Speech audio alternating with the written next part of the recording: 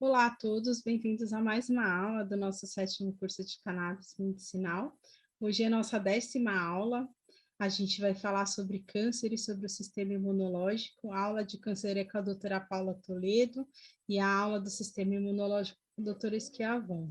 É um tema que, são dois temas, na verdade, que são bastante pedidos aí no curso, que gera bastante expectativa, espero que vocês gostem das aulas.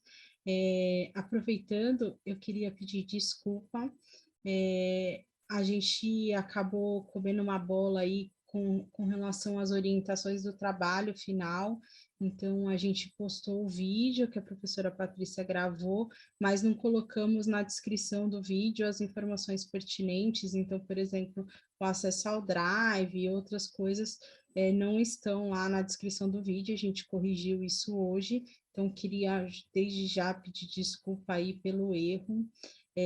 A gente tem tido alguns problemas de comunicação pelo tamanho, né, da demanda e pela estrutura reduzida para recepcionar. Então, isso é uma coisa que a gente está resolvendo, já está tentando resolver há algum tempo, mas a partir da semana que vem a gente tem uma equipe aí de gente no apoio que vai estar ajudando a responder tanto no chat quanto no Telegram, enquanto as aulas são exibidas e uma força-tarefa maior nas mensagens de e-mail, que é o canal oficial, para a gente tentar sanar esse funil, que é milhares de mensagens e pouca gente para responder. Então, eu peço desculpa, a nossa tentativa de solucionar é para que no próximo a gente já tenha com essa base construída, né? O curso foi crescendo muito rápido ao longo dos semestres, a gente começou lá, como já foi colocado aqui algumas vezes, na base de uma igreja, numa construção de um movimento social,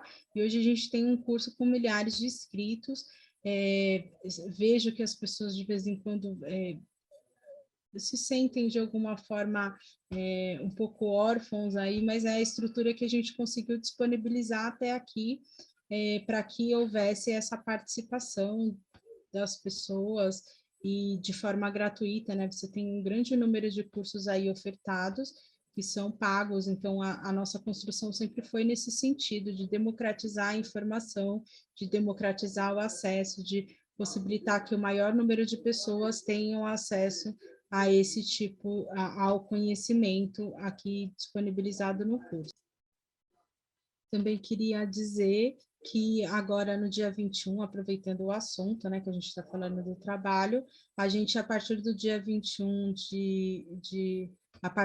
no dia 21, sábado, não esse próximo, o outro, às 10 horas da manhã, a gente vai fazer uma live, um plantão de dúvidas, que foi que a professora Patrícia propôs, eu já falei disso algumas vezes aqui, então, no dia 21, às 10 horas da manhã, a gente vai fazer um bate-papo, a gente vai tentar fazer de uma forma que haja participação não só pelo chat, mas a gente ainda está formatando como vai ser pelo número muito grande de alunos, como que a gente conseguiria agilizar isso. Então, até a semana que vem, na aula da semana que vem, da terça-feira, a gente fecha como que vai ser essa participação. De uma forma ou de outra vai ser transmitido, tanto no Facebook quanto no YouTube, que já é usual, e a gente responde o chat e as pessoas em tempo ao vivo, né? Faz uma força-tarefa aí com várias pessoas coletando e vamos respondendo, mas a gente vai tentar fazer de um outro jeito aí que a gente consiga, vamos ver se a gente viabiliza isso até lá. Se houver necessidade, a gente faz mais uma antes do final do curso. Eu acho que a maioria das dúvidas a professora Patrícia respondeu no vídeo que ela gravou, mas a gente tira as que tiverem sobre temas, sobre formação de grupos, que são a maioria que eu tenho presenciado, a gente tira todas essas dúvidas nesse sábado, dia 21. E eu acho que é isso, gente. A maioria das coisas eu respondi aqui. A gente vai tentando afinar a viola, mesmo que ao longo das coisas, a gente está tentando organizar de que a gente responda, inclusive, os pedidos de vocês com relação a esses problemas aí técnicos que a gente tem às vezes. Bom, para fechar, quero lembrar que as marchas estão acontecendo, quem tiver interesse, eu divulguei algumas, mas a gente postou um card esses dias na Brisa, peço até desculpa porque eu citei errado lá na hora de postar no Instagram e no Facebook. Lá tem os principais marchas, aí, os calendários no país inteiro. Quem não, se não tem, organize, tem tempo, organize aí na sua cidade, no seu estado, participe da forma que for, que é importante a gente lutar pelo aquilo que a gente acredita e unidos a gente é um pouquinho mais forte, né? Então é isso. Até a semana que vem. Agradeço a participação de todos. Mais uma vez peço desculpa aí pelas essas falhas que às vezes acontecem e a gente vai se afinando e se reencontrando. Minha gratidão. Boa noite, meu nome é Paula, eu sou médica, sou intensivista e paliativista e trabalho em cuidados paliativos, principalmente com pacientes oncológicos e com cannabis medicinal. Queria agradecer bastante a Cris pelo convite de estar aqui e vir falar desse tema que é extremamente importante para vocês.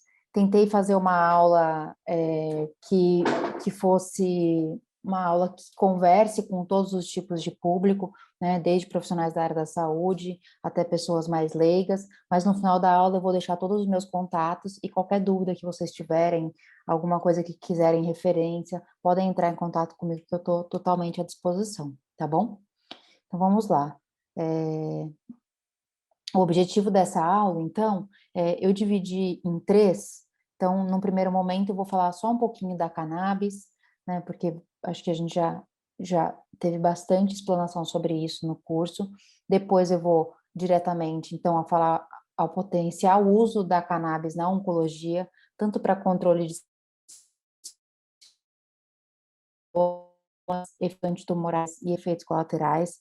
Acho fundamental a gente falar sobre controle de sintomas, visto que a gente vê cada dia mais o tratamento de quimioterapia e imunoterapia avançarem, aumento da expectativa de vida do doente, do paciente que tem câncer, do doente oncológico, e muitas vezes esse aumento da expectativa de vida não é acompanhado pela qualidade de vida. Então, o paciente tem vários sintomas mal controlados, que com o arsenal terapêutico que a gente tem hoje, a gente não consegue controle, e a cannabis vem com tudo aí, porque a gente tem tido excelentes resultados, né?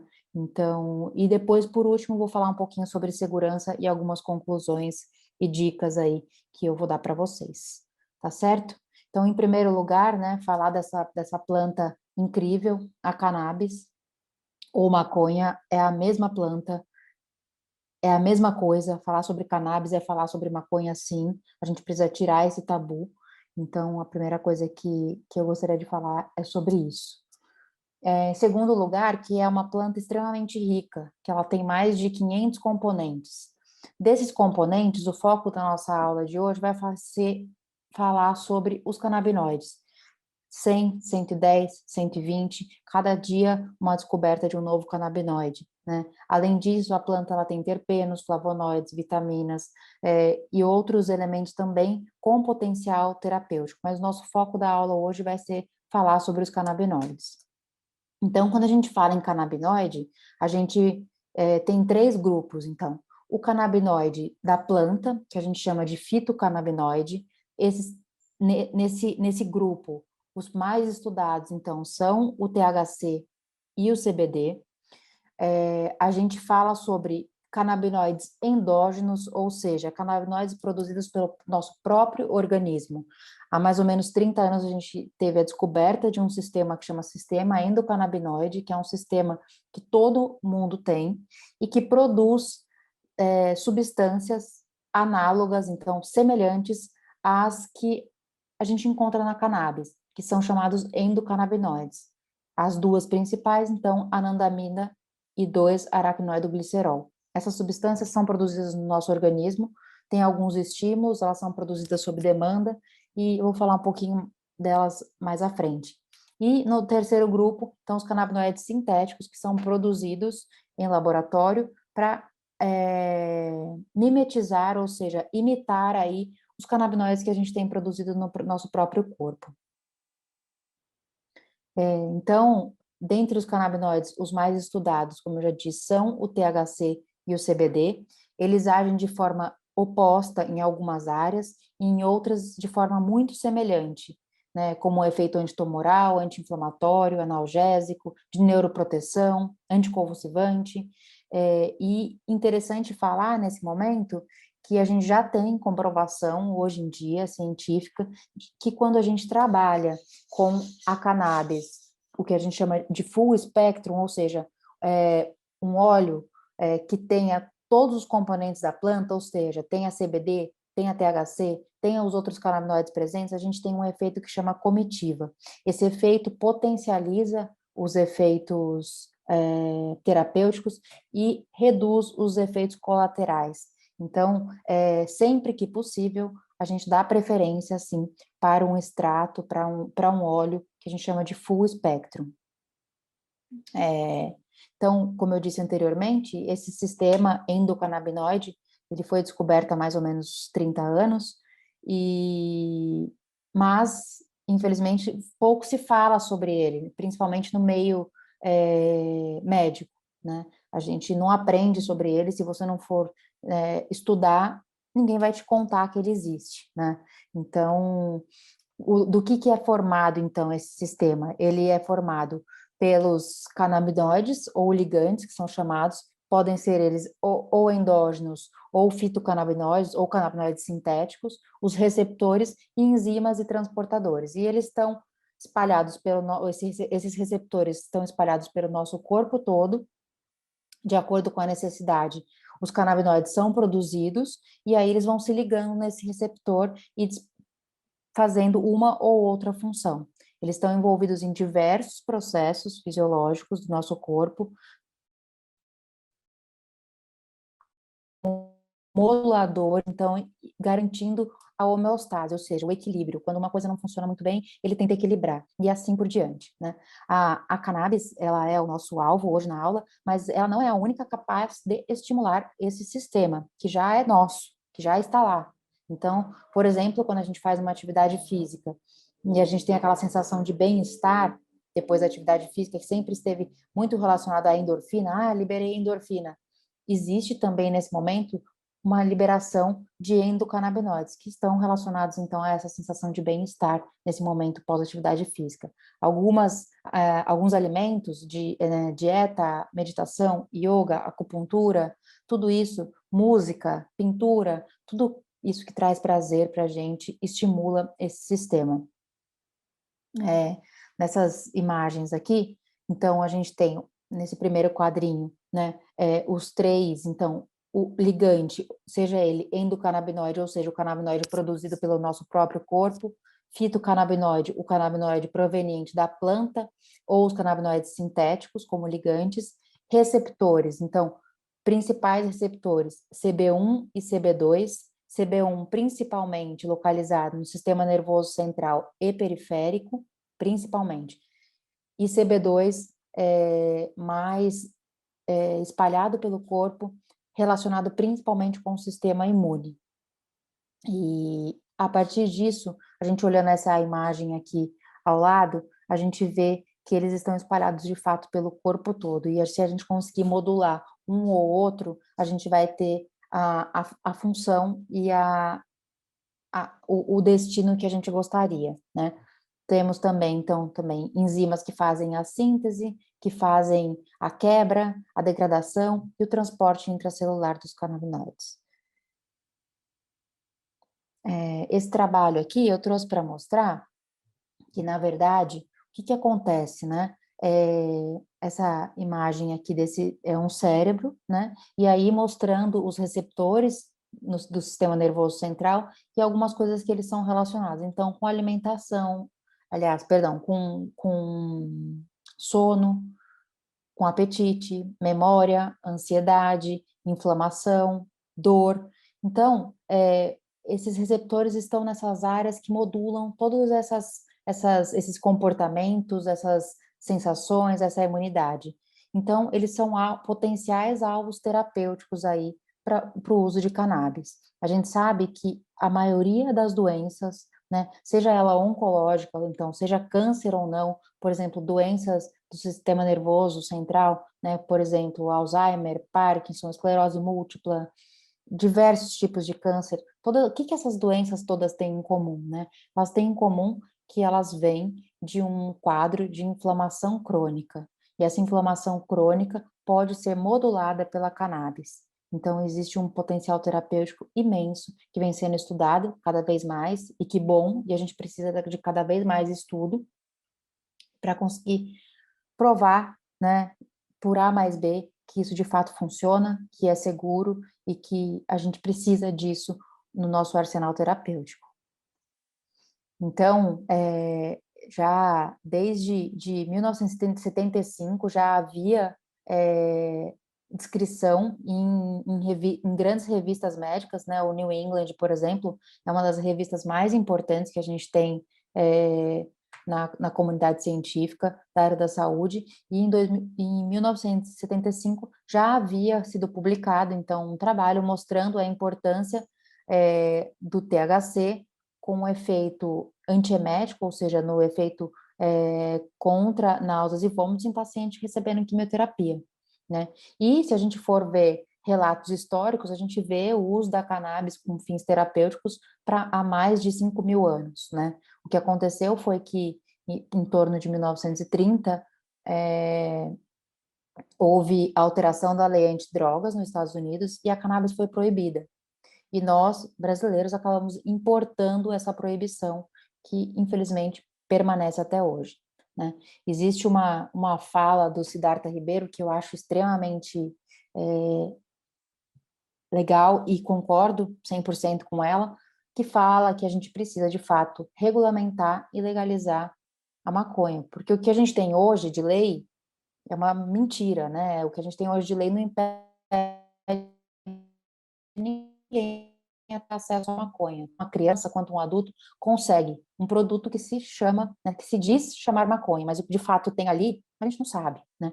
Então, e a cannabis para fins terapêuticos já existe numa farmácia comum no Brasil, pode ser prescrita por qualquer médico há mais ou menos 3 anos e meio, 4 anos, só que infelizmente ela é disponível só para quem tem dinheiro, né? Porque a medicação custa em torno de R$ 2.000, R$ 2.500. Então a gente tem que falar também de acesso quando a gente fala de maconha, de cannabis para fim terapêutico.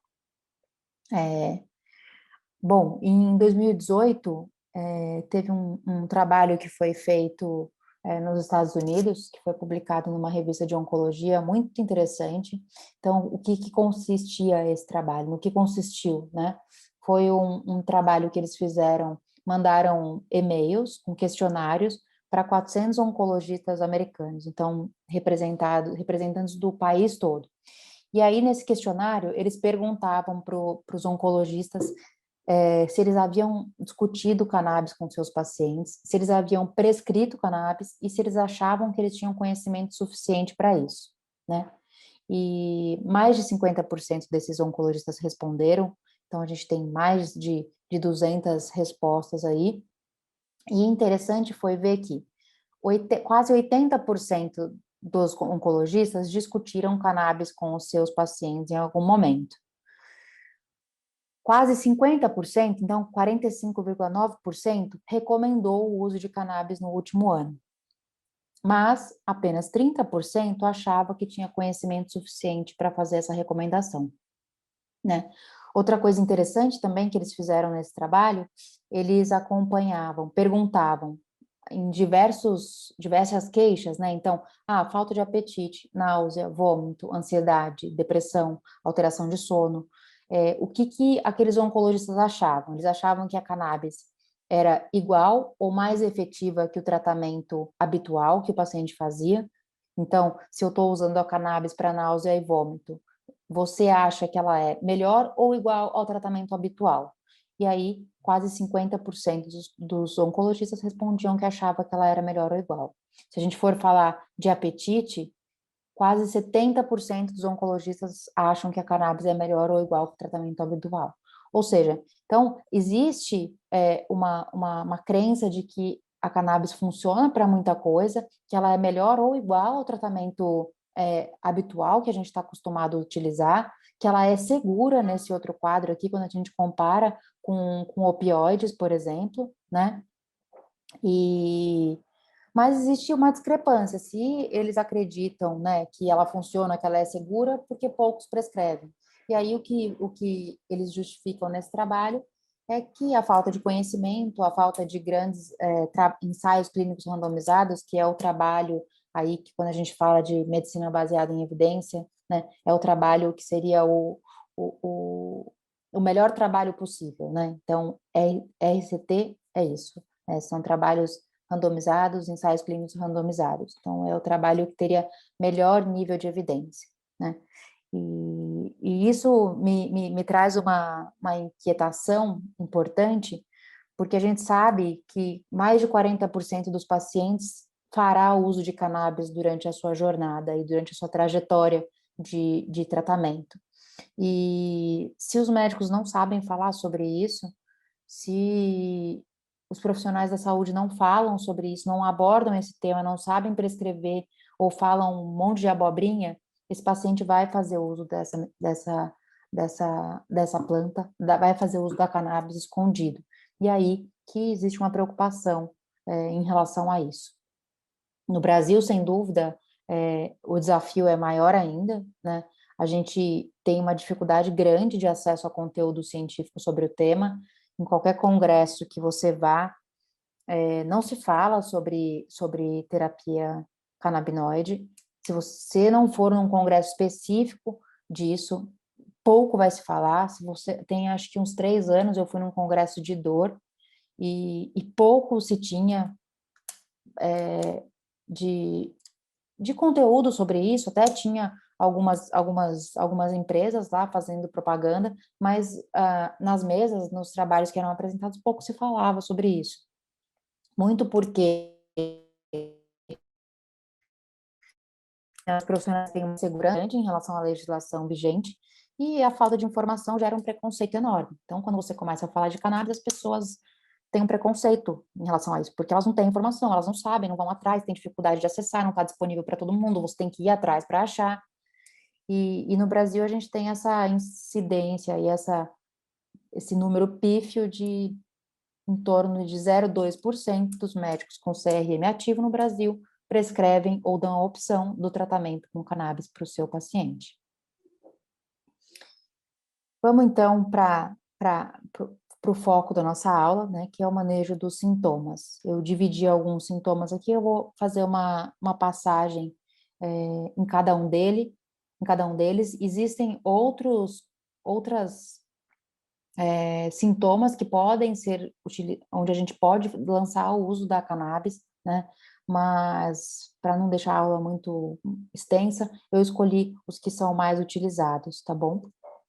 Então, para começar, né, esse trabalho, um trabalho bem interessante que foi publicado na ASCO, né, que é a Academia Americana de Oncologia, em 2019, um trabalho que eles fizeram, então, em Minnesota, que é um estado dos Estados Unidos, com mais de 1.000 pacientes com câncer, entravam num programa de cannabis medicinal, e aí eles avaliavam esse paciente por 4 meses, e avaliavam 8 sintomas, então, ansiedade, falta de apetite, depressão, distúrbio do sono, fadiga, náusea, vômito e dor.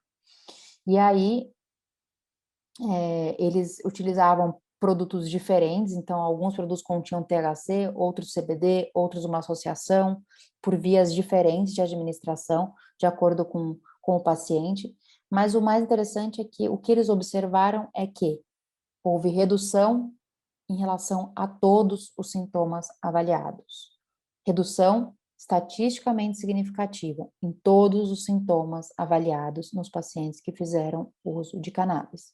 E apenas 10% relatavam efeitos colaterais, como sonolência, sedação e boca seca. Então, acho que isso é uma boa introdução aí para a gente falar sobre controle de sintomas, né? Um dos principais usos aí da cannabis, né, na oncologia, então, é para controle de náusea e vômito induzido por quimioterapia. O que acontece é que existem alguns quimioterápicos que têm alto poder de causar náusea e vômito, a gente chama de quimioterapia com alto potencial hematogênico, e para esses pacientes que são submetidos a essa quimioterapia, então, dentro deles estão pacientes com câncer de mama, pacientes com linfomas, uma infinidade de doenças aí que vão ser tratadas com quimioterapia que tem esse alto potencial de causar náusea e vômito no paciente. Apesar de tudo que a gente tem de medicação hoje, então, uso de corticoide, uso de Plasil, né, que é a metoclopramida, uso de ondansetrona, uso de olanzapina mais recentemente, apesar de todo esse arsenal que a gente tem, mais de 50% dos pacientes não terão a sua náusea e o seu vômito controlados, né? E o que é um problema sério. Às vezes o paciente para de fazer químio, o paciente desidrata, o paciente faz alteração da função do rim, o paciente perde muito peso, não consegue se alimentar, perde funcionalidade. Então, isso é um problema muito sério. E aí, então, a gente já tem aprovado, né, pelo FDA, que é a associação que libera ou não o uso de medicações nos Estados Unidos, né, a agência que coordena isso. Então, a gente já tem o Marinol, que é um THC sintético, liberado para esse uso. Lá no Brasil, a gente consegue usar também algumas medicações aqui para isso, né, dependendo do caso, e vários trabalhos mostrando que eles são efetivos, mais efetivos que o uso de Plasil, que Aldol, e eficácia semelhante ao uso da ondansetrona, né? A gente sabe também que, além do THC, o CBD, ele induz supressão ao vômito, e alguns trabalhos surgindo aí no manejo do paciente que tem náusea tardia. A náusea tardia é um problema sério, né? E que até o momento não tem nenhum tratamento específico para ela. Parece que o paciente que faz uso de cannabis tem uma menor incidência de náusea tardia. Então, sem dúvida alguma, esse é um foco importante que a gente pode lançar a mão para esses pacientes. Em segundo lugar, então, apetite e anorexia. A gente sabe que o THC, um dos canabinoides da cannabis, ele melhora o apetite, melhora o paladar, só que ainda não temos evidência em oncologia de ganho de peso expressivo. O que a gente tem é o uso do THC já aprovado, por exemplo, para anorexia causada em pacientes com HIV. E a gente vê que existe ganho de peso, sim.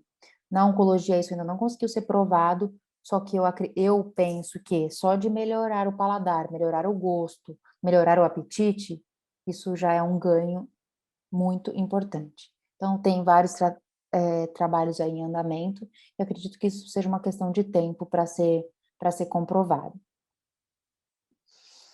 Quando a gente fala de dor, então, é um dos principais aí, pilares que a gente pode utilizar a cannabis. A dor no paciente que tem câncer, ela é uma dor multifatorial, e a cannabis, ela consegue agir em todos esses nichos. Então, pacientes que têm câncer e têm dor relacionada à doença, por exemplo, com metástase óssea, metástase em víscera, aquele paciente que tem uma obstrução intestinal, o paciente que tem uma fratura por conta de metástase óssea, ou até por conta secundária ao tratamento que ele fez, que levou a uma osteoporose, ele teve uma queda e tem uma fratura. Dor relacionada à própria quimioterapia, à radioterapia, imunoterapia, hormonioterapia, dor pós-operatória, dor do imobilismo. Então, assim, a dor no paciente com câncer, ela é extremamente ampla, pode ser uma dor visceral, uma dor neuropática, é, ela é multifatorial, né? E, infelizmente, a gente tem um dado bastante triste, que mais ou menos 80% dos pacientes com câncer no Brasil morrem com dor. E isso é inadmissível, e a cannabis tem um papel importante aí também. Esse trabalho é um trabalho legal, que ele avaliou, então, né, de 2018, avaliou, então, 3 trabalhos daqueles que eu disse para vocês, que era o trabalho gold standard, né, o trabalho mais aceitado aí para provar se alguma coisa tem benefício ou não. E nos pacientes com dor oncológica, existe evidência, então, do uso da cannabis para diversos tipos de dor, principalmente quando a gente já tentou controle com outras medicações, medicações de primeira, de segunda linha, e não obtivemos sucesso. Então, ele vai entrar como um coadjuvante aí nesse tratamento, né? As doses utilizadas nesses trabalhos foi dose máxima de 32,4 miligramas de THC dia e 30 miligramas de CBD dia também.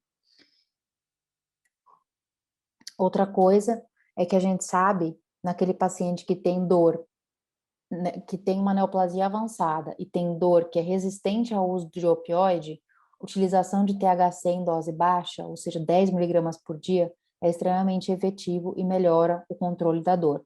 Além disso, a gente sabe que o uso da cannabis nesse contexto de dor, ela é uma poupadora de opioide. Então, a gente consegue reduzir a dose do opioide que o paciente toma. O CBD, quando você associa ao THC, ele reduz a abstinência, então você consegue fazer essa redução de forma mais importante também. E há alguns dados bem interessantes nos estados norte-americanos, onde a cannabis medicinal é legalizada, que você consegue provar uma redução na prescrição de opioide, inclusive redução da taxa de overdose. A gente não tem, né, esse problema no Brasil ainda, né, de abuso do uso de opioides, mas nos Estados Unidos isso é um problema de saúde pública, então ter alguma medicação que consegue diminuir isso é extremamente válido. Quarto sintoma, então, vamos falar um pouquinho de sono, né? A gente sabe que paciente que tem dor não dorme, paciente que está nauseado não dorme, paciente que está ansioso não dorme. Então, tanto o THC quanto o CBD, eles melhoram a qualidade do sono, eles potencializam o GABA, né, neurotransmissor, diminuindo a estabilidade neuronal. Então, dependendo do tipo de canabinoide, da via de administração, a gente sabe que isso melhora a insônia e a qualidade do sono, né? Com doses baixas, por exemplo, de CBD, até meio miligrama por quilo dia, você consegue otimizar esse padrão do sono e até fazer o desmame de medicações benzodiazepínicas, que são um problema grande para a gente no Brasil, elas sim são, né? O Brasil é um dos países do mundo que mais prescreve benzodiazepínico, então, tipo, Frontal, diazepam, e isso a longo prazo é bem ruim para o paciente. Então, se a gente conseguir desmamar isso, o CBD entra como uma boa opção aí. Existe um estudo bem interessante que eles fizeram em pacientes com dor crônica e distúrbio do sono. E aí, para um grupo, eles davam amitriptilina, que é uma medicação que a gente usa, né, para dor, e ela causa, né, como efeito colateral, uma sonolência, então a gente usa às vezes nesse caso, e no outro braço a gente fazia uso do THC. E aí a gente viu claramente que o uso da cannabis foi superior em relação à melhora ao sono. Quando a gente vai falar, então, de transtornos, né, psiquiátricos, de humor, ansiedade, depressão, uma coisa interessante que vem à minha cabeça é em relação à etimologia da palavra fármaco, né, quando a gente fala em fármaco. Então, fármaco vem do grego e fármaco ele pode significar tanto remédio quanto veneno. e o que vai diferenciar uma coisa da outra é a dose. Acho que essa é a parte da cannabis que a gente mais vê isso. Então, numa dose um pouquinho maior, o THC pode causar ansiedade, insônia. Uma dose um pouquinho menor, ela reduz a ansiedade. Isso você vai ter que titular de acordo com o paciente. O CBD também tem um potencial de ansiolítico. Então, o que vai diferenciar aqui vai ser a dose. E aí, cada paciente vai precisar de uma dose, uma titulação e um ajuste fino. Mas, sem dúvida alguma, tanto o CBD quanto o THC, eles têm papel importante aí na modulação da ansiedade, transtornos de humor e depressão. Em sexto lugar, falar um pouquinho de neuropatia induzida por químio. Então, esse é um assunto que particularmente me é muito caro, que eu estudo bastante, que eu tenho muito interesse, porque é um problema sério que traz sofrimento para o paciente durante o tratamento, às vezes impossibilitando ele de terminar o tratamento, e muitos pacientes acabam perdurando essa sintomatologia depois que a quimioterapia termina. Então, né, o que a gente entende por dor neuropática? É uma condição neurológica crônica que inclui dano, né, tanto no sistema nervoso central como periférico. E mais de 50% dos pacientes que apresentam isso são resistentes ao uso dos analgésicos que a gente tem disponível hoje, né? E aí, sem dúvida alguma, a neuropatia traz um impacto negativo no sono, na funcionalidade e na qualidade de vida desse paciente. E é um dos maiores motivos para redução e limitação da dose da quimioterapia.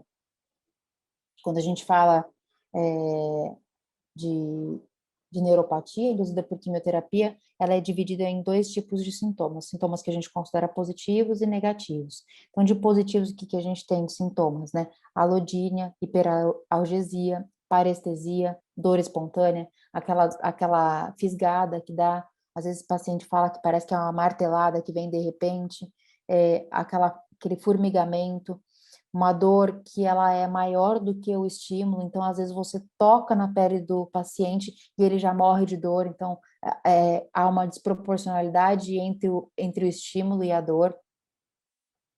Como negativos, então, pacientes que têm alterações neurológicas sensoriais acompanhadas de outros déficits, seja ele motor ou cognitivo, ansiedade, depressão, declínio cognitivo, às vezes o paciente tem durante a quimioterapia, às vezes isso perdura por bastante tempo depois, em alguns casos é irreversível, aquilo que a gente chama de fog brain, então ele perde a fluência verbal, tem dificuldade, uma alteração de memória importantíssima, porque a neuronal induzida pela quimioterapia.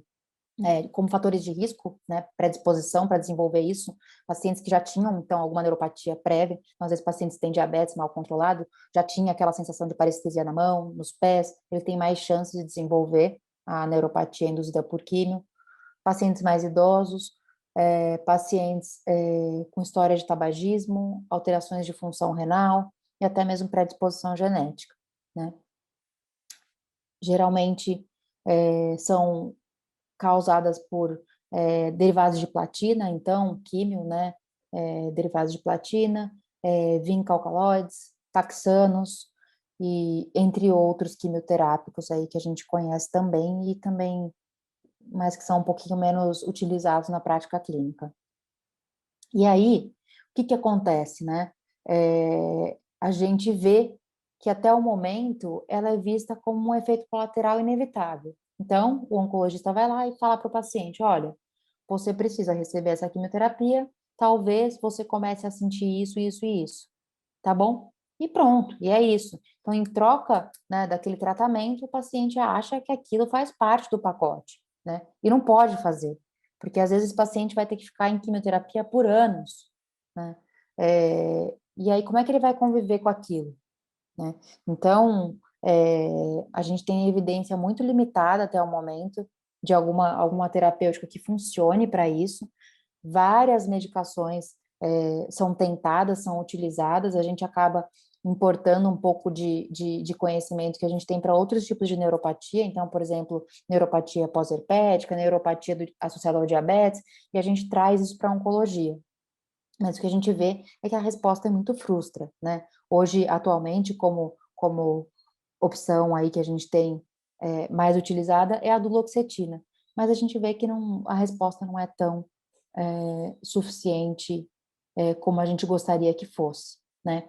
Então, dos pacientes que recebem quimioterápicos que têm potencial de causar neuropatia, 70% deles vão apresentar já no primeiro mês. E desses 70%, até 30% vão desenvolver uma neuropatia crônica, ou seja, mais de 6 meses. Sendo que esses dados aqui, no meu ponto de vista, eles são subdiagnosticados, porque às vezes o oncologista não pergunta, as pessoas não perguntam, você tem que ter uma pergunta direcionada, saber, isso, isso e isso. E aí, quando a gente vai estudar um pouco mais a fundo disso, a gente vê que a origem, né, desse dano neurológico, a fisiopatologia disso, né, está intimamente relacionada a tudo que a maconha pode nos trazer de benefício. Então, estresse oxidativo, alterações inflamatórias, desregulação de canais de cálcio, alteração axonal, né, degeneração neuronal, alteração do sistema imune, alteração de neurotransmissores. Tudo isso está envolvido na fisiopatologia da neuropatia induzida por químio. E tudo isso também está envolvido nos processos que a cannabis pode nos ajudar. Então, o que acontece? Começou a surgir cada vez mais interesse de pesquisar a cannabis nesses cenários.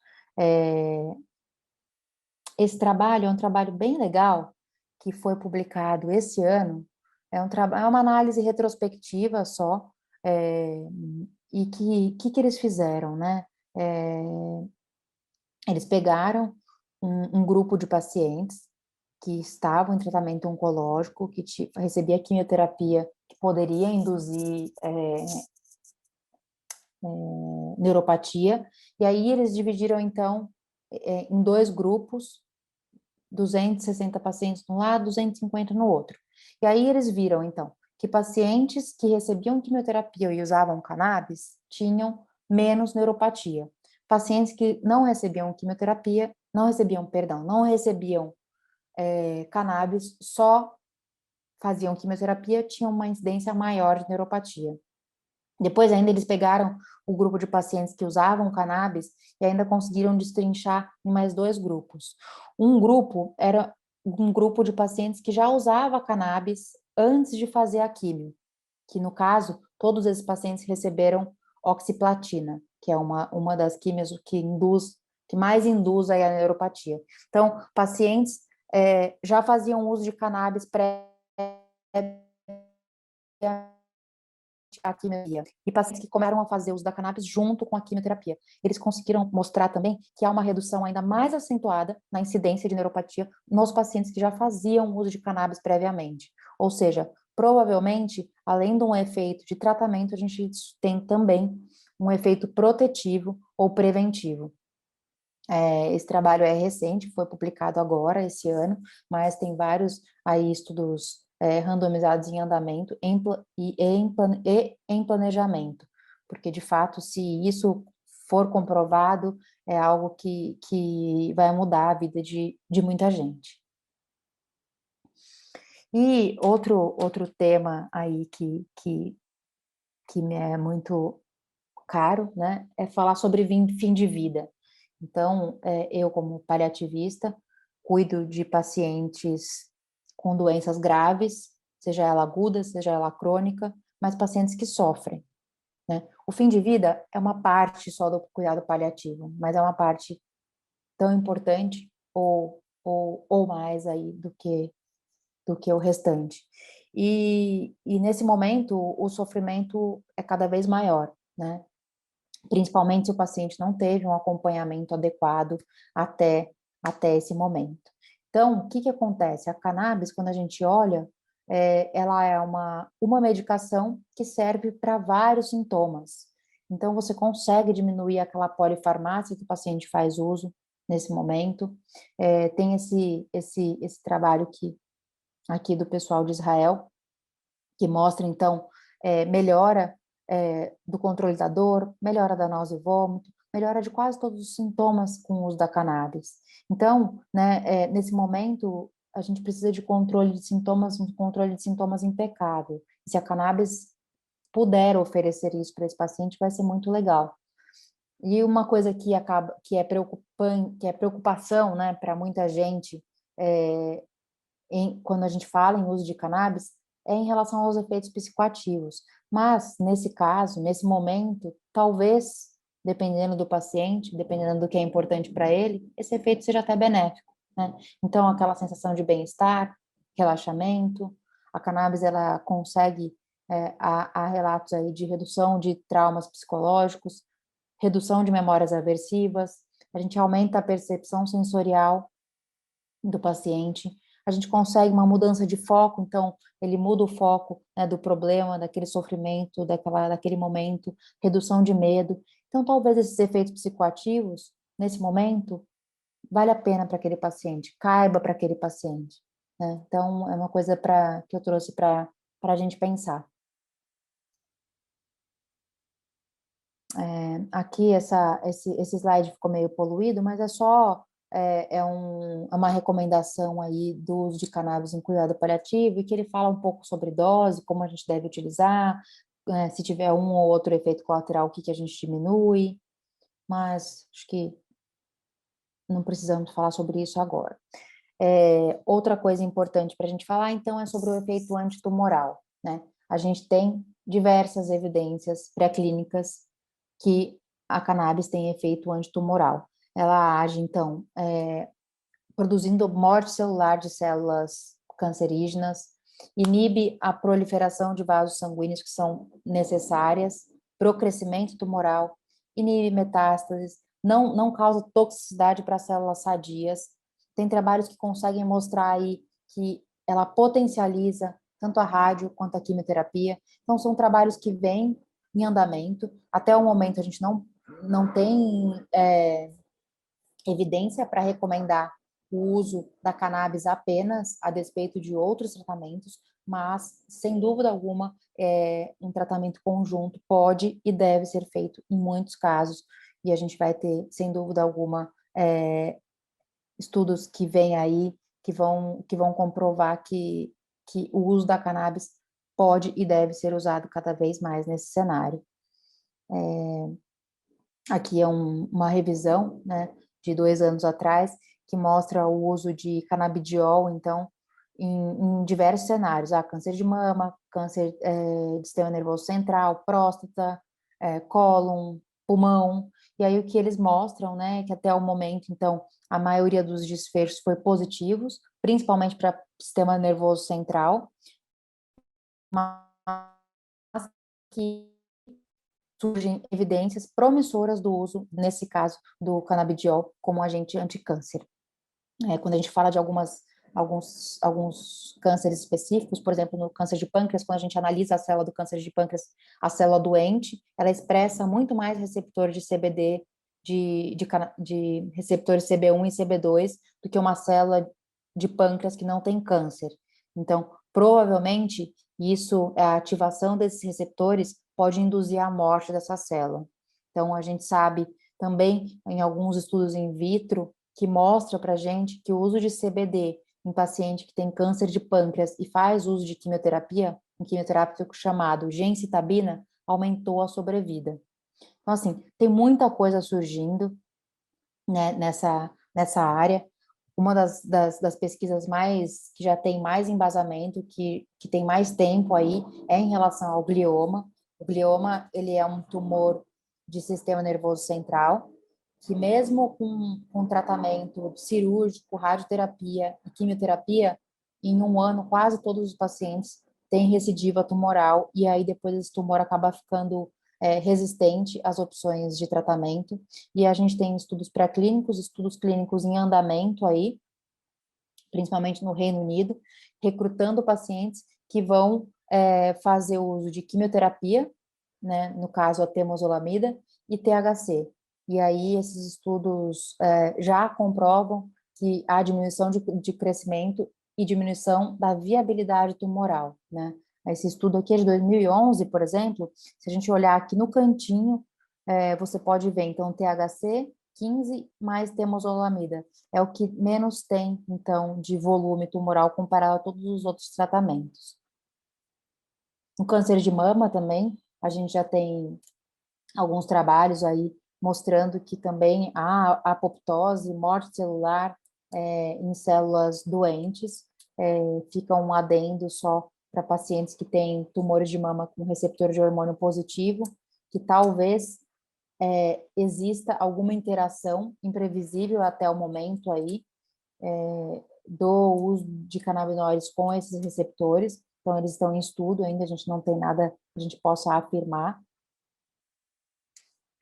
Falar um pouquinho de efeito colateral, então, sem dúvida, a maconha, ela é extremamente segura, né? Não existe nenhum óbito até os dias de hoje relacionado com overdose de cannabis, né?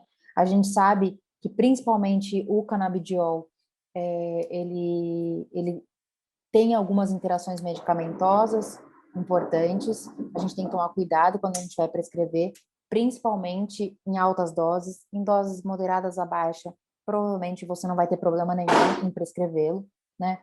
Efeito colateral que a gente fala a curto prazo, então, sonolência, tontura, quando altas doses, por exemplo, de THC, paranoia, alteração motora, de coordenação, mas todos esses sintomas, eles são efêmeros, passageiros, em 8, 12 horas, eles já vão ter terminado.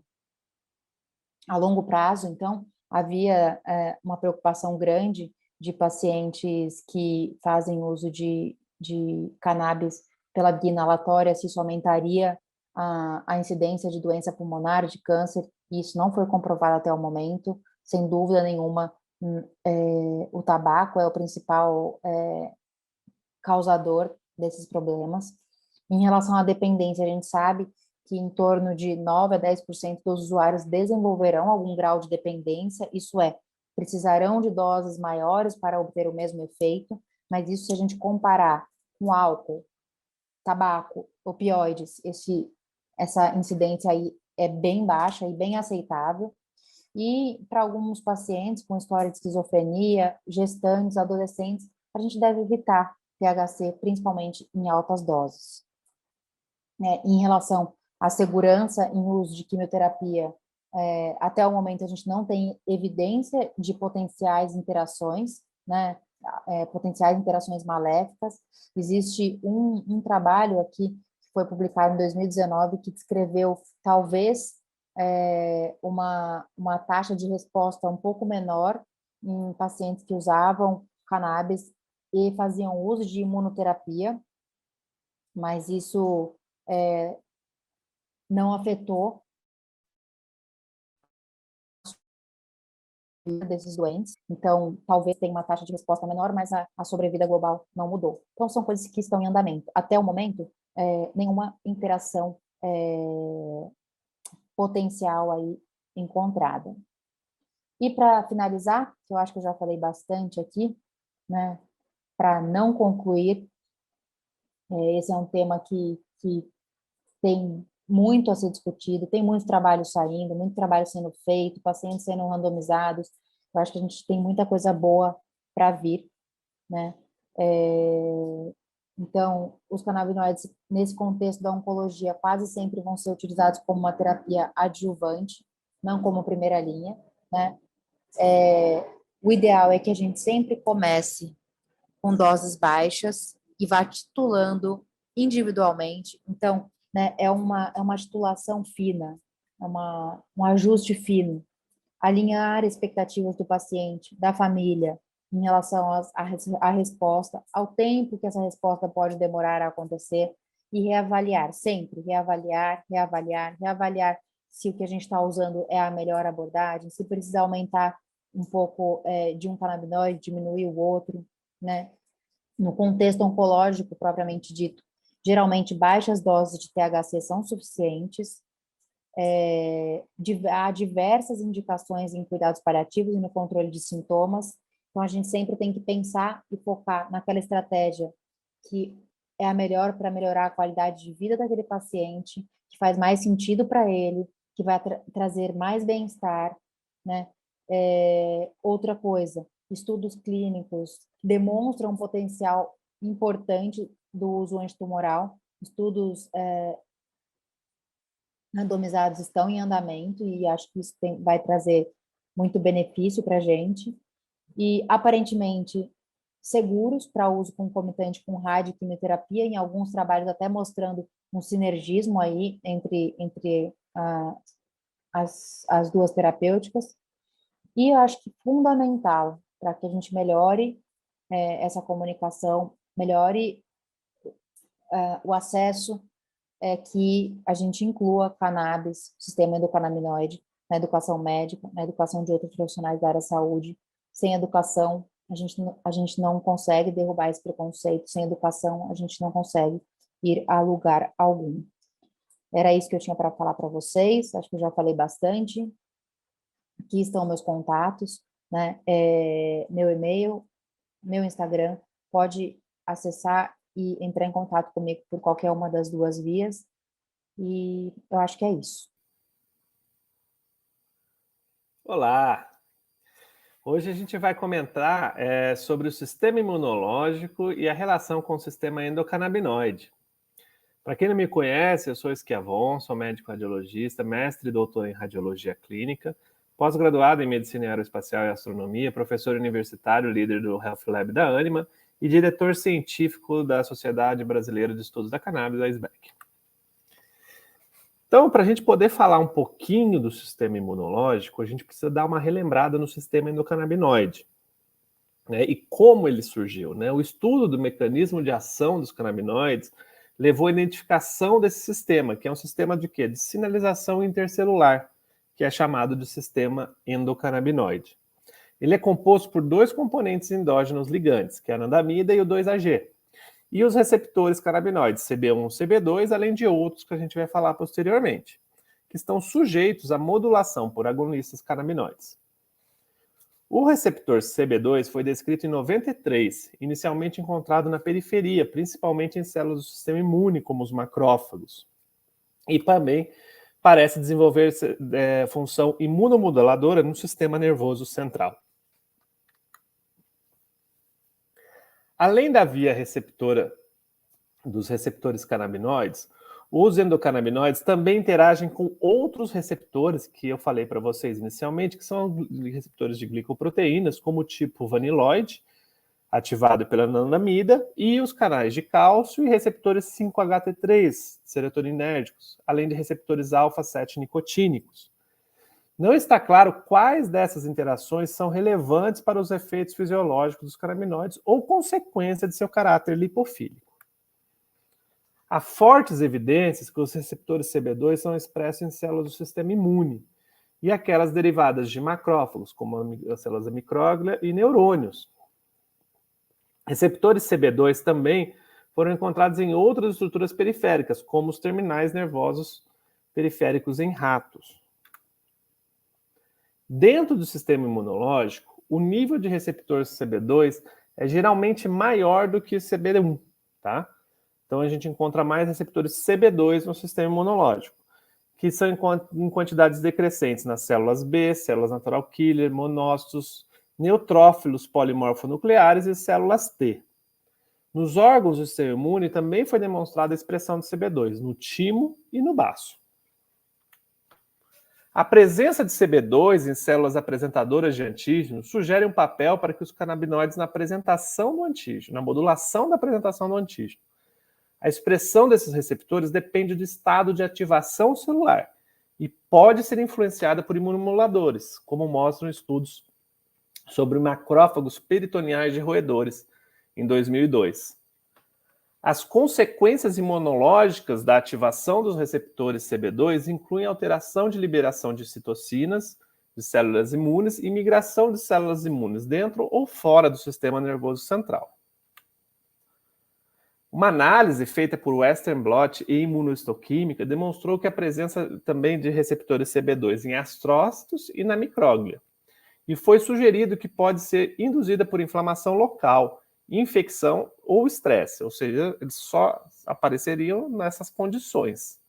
Porém, outros estudos demonstraram também a presença dos receptores CB2 nesses astrócitos, micróglia ou subpopulações neurais e oligodendrogliais, progenitores em cérebros saudáveis, tá? Então, acabou rebatendo ali ao anterior, que disse que somente seria induzido pela presença de inflamação, infecção ou estresse.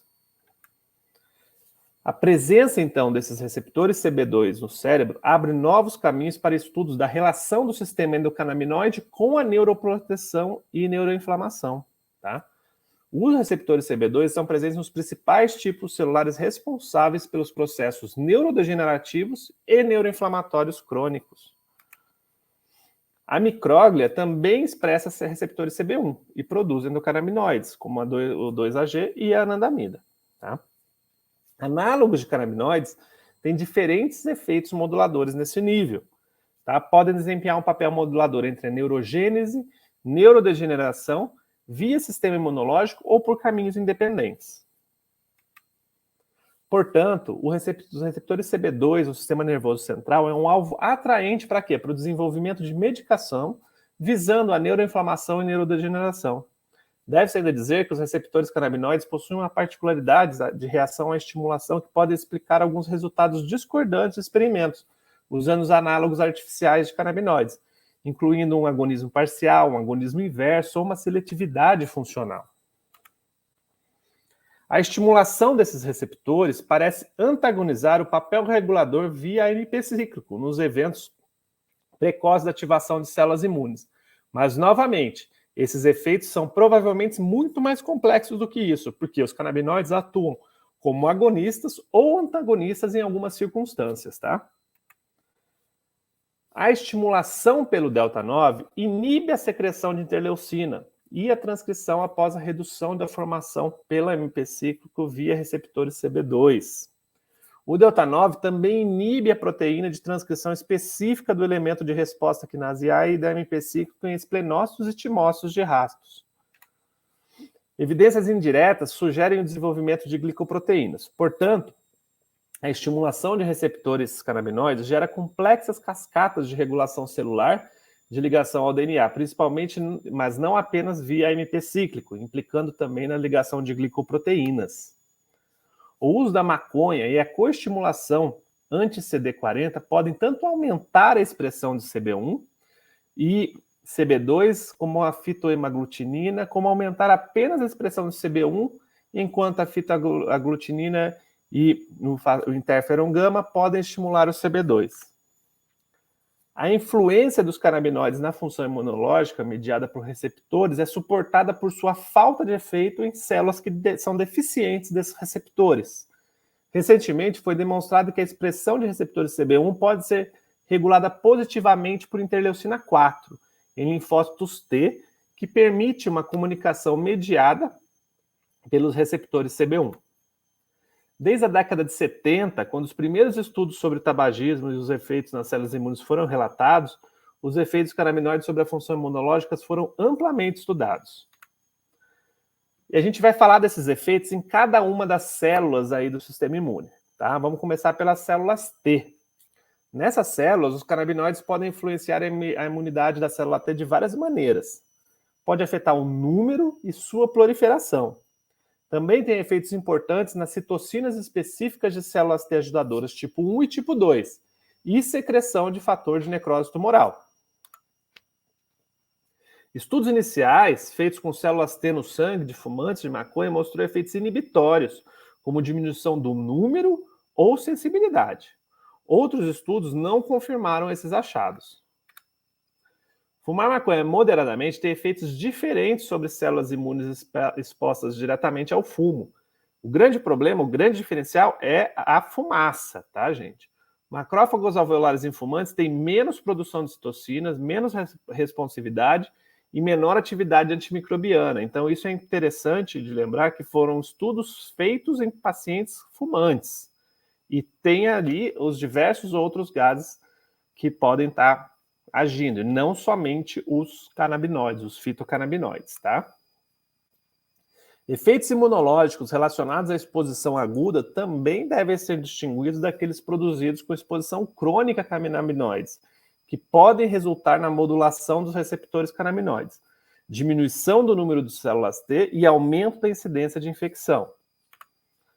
Estudos iniciais sobre tratamentos com delta-9 em camundongos e culturas de células imunes em animais e humanos mostram o efeito nas funções celulares das células T e células B, células natural killers, né, as assassinas naturais, ou macrófagos. No entanto, em alguma situação foi mostrado o efeito bifásico, com doses micromolares sendo estimulador do sistema imune. Ao contrário, quando a gente tem concentrações mais altas, ele passa a apresentar um efeito inibitório. Outros ligantes não psicoativos também tinham um efeito um pouco mais forte do que o delta-9, e alternativas de mecanismos relacionados não somente aos receptores CB1 e CB2 também foram sugeridos para a supressão das células T. Por outro lado, vários dias de tratamento com delta-9 inibiu a proliferação de esplenócitos, enquanto a ingestão aguda não teve nenhum efeito. Ainda falando das células T, a CD8 parece ser mais sensíveis à ação dos canabinoides, tá, do que a CD4. A capacidade de linfócitos T citotóxicos aparentemente não inibe a ligação de células T à célula-alvo. A estimulação de células T também é reduzida através dos efeitos canabinoides nas células dendríticas, reduzindo a expressão da sua superfície. Um ponto importante na análise da influência imunológica dos canabinoides na função das células T é a modulação das células T ajudadoras. Os receptores de fator de necrose tumoral e interleucina estão diminuídos em tratamentos com delta-9, enquanto as citocinas promotoras de células T ajudadoras do tipo 2 estão aumentadas. Esse viés tem vários mecanismos e podem ser parcialmente explicados pela expressão de diferentes canabinoides em receptores e subpopulações de células T ajudadoras, além das células apresentadoras de antígeno. Tá? Parte desses efeitos se deve à modulação das citocinas geradoras por células dendríticas. Além disso, a indução de células T ajudadoras citocinas associadas podem vir posteriormente a inibir as células T ajudadoras do tipo 1. Tá? Então, as células T do tipo 2 acabam inibindo as do tipo 1. Dados recentes mostraram que canabinoides podem induzir também, de forma direta, a mudança de classes de IgM a IgG, tendendo assim para a imunidade do tipo células T ajudadoras do tipo 2, e envolvendo aí os receptores CB2. De muito interesse são os efeitos imunológicos relacionados aos endocannabinoides. A anandamida, por exemplo, pode produzir em concentração equivalente às regulares a resposta neuronal e a inibição independente da dose e proliferação em linfócitos humanos. Sugere-se ainda que a anandamida pode influenciar a célula de crescimento por mecanismos independentes de receptores canabinoides e também ter um efeito pró-proliferativo nas células hematopoéticas, atuando sinergicamente com outros estímulos de crescimento. O 2-AG, por sua vez, mostrou ser um forte imunomodulador na atividade de proliferação de células T em esplenócitos, aumentando sua densidade celular e produzindo um efeito inverso em condições de baixa densidade de células. Foi mostrado que o canabidiol suprime a produção de interleucina 2 a partir de esplenócitos. Podem também suprimir a função das células T. E os receptores canabinoides desempenham um papel na modulação desses efeitos. Os efeitos canabinoides na produção de citocinas relacionadas às células T ajudadoras são de particular importância no que se diz respeito à terapêutica potencial que esses alvos podem representar e que a gente vai falar logo adiante. Tá? Quais são as condições relacionadas a esses tipos celulares e como a ação dos canabinoides pode limitar esses processos aí inflamatórios. Tá?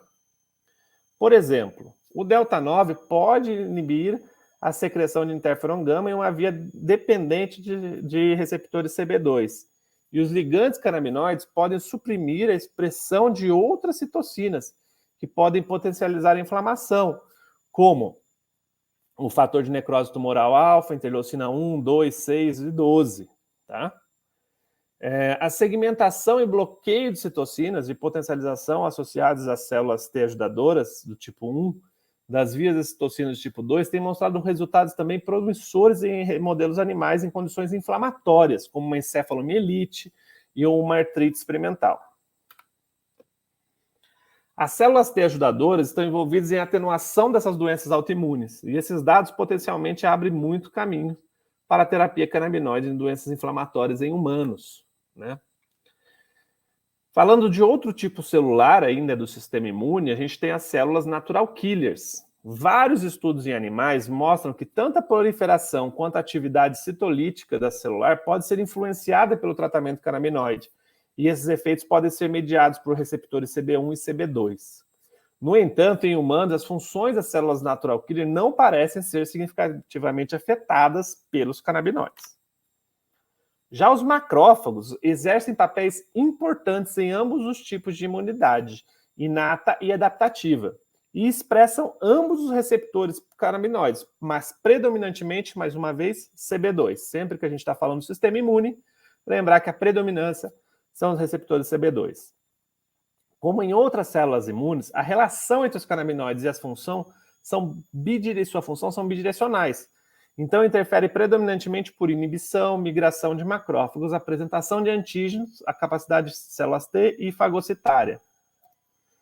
Também podem ser influenciar a liberação dos mediadores inflamatórios, como o óxido nítrico, mediado pelo CB1, fator de necrose tumoral alfa, interleucinas 1, 6, 10, 12, e a produção de metabólitos do ácido araquidônico em culturas de macrófagos. Por outro lado, os macrófagos podem sintetizar endocannabinoides, como anandamida e 2-AG, e podem modular a resposta imune de diferenciação celular de receptores canabinoides. O padrão de expressão de receptores CB2 e, portanto, os efeitos canabinoides em macrófagos são dependentes do seu estado de ativação, sendo que nos estados de preparado e responsivo, ou no mínimo em repouso e totalmente ativado. Essa janela de ativação tem algumas propriedades que incluem o processamento e a apresentação de antígeno quanto à fagocitose. Os canabinoides podem influenciar em proteases, cuja função é necessária para o processamento dos antígenos, e assim a natureza do antígeno está relacionada ao efeito dos ligantes. Já os neutrófilos, ou outro tipo celular, acabam também tem os receptores canabinoides que podem ser expressos nele, né?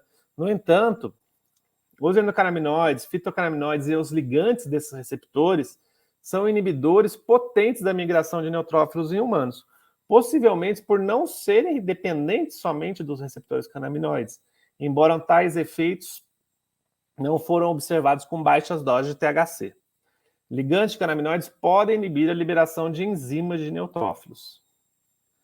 Mastócitos são encontrados no sistema nervoso central e tecido conjuntivo. Estão envolvidos em doenças alérgicas e resposta inflamatória. Apesar da controvérsia sobre a expressão dos receptores canabinoides e da cannabis nos mastócitos, é aceito que os receptores CB2 podem ser expressos por mastócitos e possa controlar a degranulação dos mastócitos, por uma via independente depois desses receptores. Ligantes canabinoides e compostos relacionados podem atuar no controle da ativação e degranulação celular precocemente durante o processo da resposta inflamatória. E quais são as possíveis aplicações clínicas de tudo isso que a gente falou? A gente pode retardar doenças neurodegenerativas, agindo sobre a resposta glial implicada no componente neurodegenerativo. Outras doenças associadas à resposta imune podem ser alvos de abordagem terapêutica no futuro, uma vez que a neurogênese pode ser regulada por canabinoide cerebral, seja direto ou indiretamente, através do sistema imunológico. Na doença de Parkinson, por exemplo, compostos à base de canabinoides podem fornecer proteção contra a progressão da lesão neuronal, ou influenciar eventos inflamatórios locais associados à patogênese característica dessa doença. Já na aterosclerose, o crescente número de evidências sugere que a sinalização endocannabinoide desempenha um papel crítico na sua patogênese e suas manifestações clínicas. A ativação de receptores CB2 pelo THC inibe a progressão da placa aterosclerótica em camundongos, ao inibir o quê? O recrutamento de macrófagos, e a anandamina inibe a expressão gênica inflamatória em células endoteliais e, consequentemente, nos monócitos de adesão. Os endocannabinoides também podem mediar os efeitos pró-ateroscleróticos, por outro lado, induzindo o quê? Uma ativação plaquetária. Já nas doenças reumáticas, o sistema receptor de canabinoides pode se tornar um importante alvo terapêutico para o tratamento da dor e inflamação associada principalmente à osteoartrite ou à artrite reumatoide. A base dessa abordagem pode ser na redução da imunidade mediada por células T ajudadoras do tipo 1 ou desencadeando a ação de canabinoides. Foi demonstrado isso em uma experiência modelo em que pacientes com artrite reumatoide, onde a Sativex, uma combinação de delta-9 e canabidiol, reduziu a atividade da doença. No caso de anti-inflamatórios não esteroidais, que atuam por meio da inibição da ciclooxigenase, demonstraram diminuir o FAH, que é uma enzima essencial na síntese de endocannabinoides. Os receptores CB1 e CB2, anandamida e 2-AG, estão presentes na sinóvia de pacientes com artrite reumatoide e osteoartrite, enquanto os níveis de endocannabinoides são mais altos no fluido sinovial de voluntários normais. Isso sugere o quê? Que a perda de endocannabinoides pode contribuir para a doença artrítica e apoia um importante papel funcional do sistema endocannabinoide nessas condições. Ainda temos os receptores CB1 e TRPV1, mas não CB2, que parecem ser alvos no controle da dor relacionada à artrite, à osteoartrite. Endocannabinoides têm vários efeitos que tornam atraente para futuras terapias na artrite reumatoide, lúpus eritematoso ou ainda na osteoporose. Os macrófagos e a interleucina C inibem a osteoclastogênese em células precursoras mononucleares, induzindo alguma apoptose em adultos de células semelhantes a osteoclastos. Então, você inibe os osteoclastos, a apoptose de osteoclastos, e diminui a chance aí de uma osteoporose. Falando da questão do diabetes, os canabinoides podem proteger contra a destruição de ilhotas, suprimindo a insulina e a expressão de interferogama, fator de necrose tumoral alfa, interleucina 12, mas também o tratamento da dor neuropática em pacientes diabéticos via receptores CB2, que são receptores que estão relacionados à via da dor, principalmente da parte periférica.